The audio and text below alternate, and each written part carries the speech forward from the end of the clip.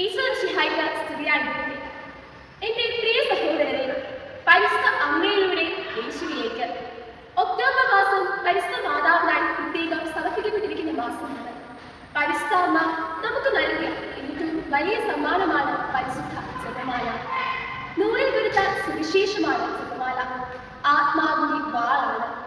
13-ാം നൂറ്റാണ്ടിൽ പാഷണ്ഡത നിലനിന്നിരുന്ന സമയത്ത് പരിശുദ്ധ മാതാവ് വിശുദ്ധ ഡൊമിനിക്കിന് നേരിട്ട് നൽകിയതാണ് പരിശുദ്ധ ജപമാല.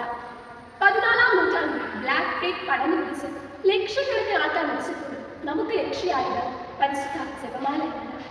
മാർട്ടിൻ ലൂഥർ കിംഗ് സഭയെ ഭിന്നിപ്പിക്കാൻ ശ്രമിച്ചപ്പോൾ ആ ഭാഷാന്തരത്തിനെതിരെ സഭയെയും സഭാമക്കളെയും പിടിച്ചു നിർത്തിയത് പരിശുദ്ധ ജപമാല എന്ന് മാത്രമാണ്.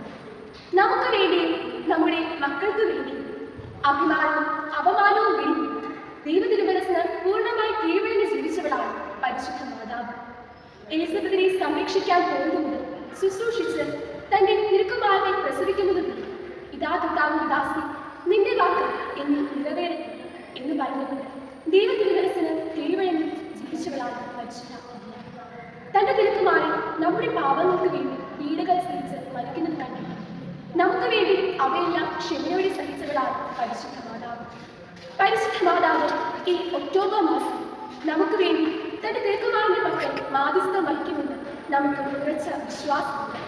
ഈ ഒക്ടോബർ മാസം ലിയോ 13-ാമൻ മാർപ്പാപ്പ പറഞ്ഞതുപോലെ നമുക്ക് ഏറ്റു പറയാം, സഭയുടെ ആയുധം പിശാചിനെതിരെയുള്ള വാളുമാണ് പരിശുദ്ധ ജപമാല.